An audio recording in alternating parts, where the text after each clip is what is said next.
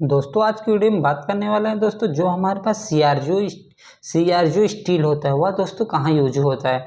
अब बात करें दोस्तों, जो हमारे इलेक्ट्रिकल सिस्टम होता है उसमें हम दोस्तों ट्रांसफार्मर का काम देखें दोस्तों, तो उसमें यह होता है दोस्तों, उसमें जो वाइंडिंग किया जाता है दोस्तों वह हमारा दोस्तों कोर पे किया जाता है।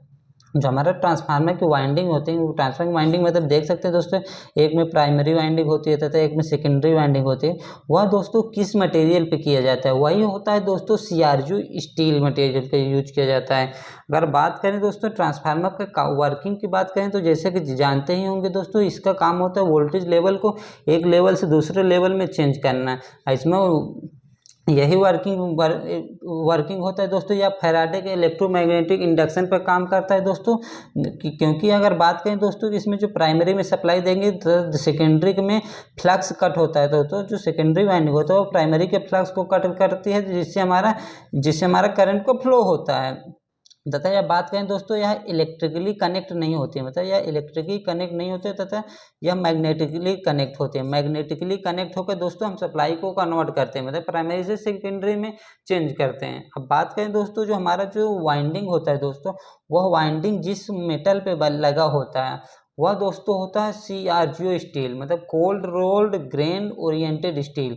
लेकिन यह अब यूज किया जाता है, इससे पहले दोस्तों हमारा नॉर्मली स्टील का यूज किया जाता था। नॉर्मली स्टील का यूज किया जाता है, जो हमारा नॉर्मली स्टील का यूज किया जाता था, जिससे हमारा यह होता था दोस्तों, उसकी परमीबिलिटी कम होती थी, मतलब परमीबिलिटी कम होती थी, जिससे हमारा फ्लक्स कम फ्लो हो पाता था, तो उसमें लॉसेस बहुत होते हैं। अगर लॉसेस की बात करें दोस्तों, जो हमारा नॉर्मल जो कोर होता है दोस्तों, नॉर्मल कोर का स्टील का यूज करके देखें तो उसमें यह होगा दोस्तों, जब फ्लक्स जनरेट होगा दोस्तों, जो कोर के माध्यम से हमारा करंट फ्लो होने लगता है, जो हमारा करंट फ्लो होता है दोस्तों वह हमारा लॉसेस में चला जाता है, जिसे हम दोस्तों ईडी करंट लॉस बोलते हैं। जो ईडी करंट लॉस बोलते हैं, क्योंकि यह करंट अगर कोर के द्वारा फ्लो हो गया तो उसको हम कोई यूजेस नहीं होता, मतलब कोई यूज में नहीं ले सकते हैं, इसलिए दोस्तों ईडी करंट लॉस में चला जाता है। लेकिन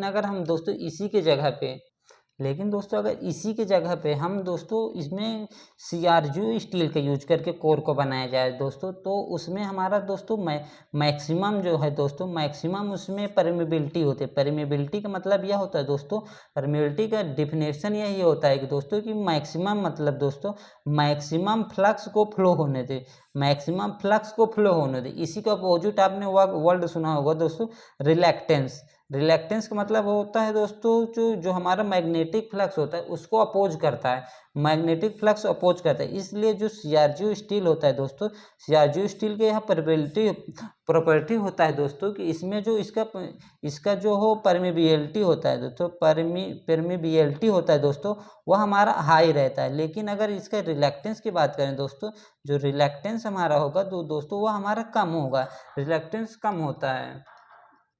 तथा सीआरजीओ स्टील में रिलैक्टेंस कम होता है, तथा इसका जो रेजिस्टेंस होता है दोस्तों, वह रेजिस्टेंस हमारा दोस्तों काफ़ी हाई होता है। क्योंकि हमारा जो रेजिस्टेंस हमें हाई इसलिए रखना पड़ता है दोस्तों, क्योंकि हमें इसमें ज़रूरत है दोस्तों कि इसमें हमारा जो कोर होता है तो उसमें करंट का फ्लो ना हो सके, केवल हमारा दोस्तों मैग्नेटिक फ्लक्स का फ्लो हो सके, मैग्नेटिक फ्लक्स का फ्लो हो, जिससे सेकेंडरी वाइंडिंग कट कर सकते हैं, जिससे हमारा आउटपुट मिल सकती है। इसलिए हमें मैग्नेटिक फ्लक्स की ज़रूरत होती है, ना कि करंट रहेगा। करंट फ्लो होगी तो वह दोस्तों एडी करंट लॉसेस में चला जाता है। इसलिए दोस्तों हम जो सीआरजू स्टील का यूज किया जाता है, जिससे हमारा मैक्सिमम हमारा फ्लक्स फ्लो होने में हेल्प करता है।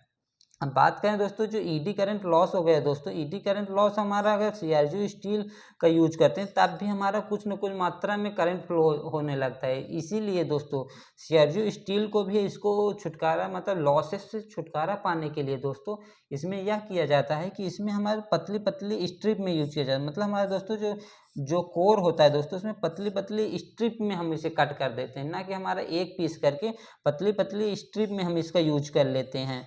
पतली पतली स्ट्रिप में करके दोस्तों इसको लेमिनेटेड कर देते हैं, जिसके ऊपर हमारा वाइंडिंग किया जाता है, जिससे हमारा जो ईडी करंट लॉसेस होता है दोस्तों, जो हमारा ईडी करंट लॉसेस होता है दोस्तों, वो हमारा कम हो सके।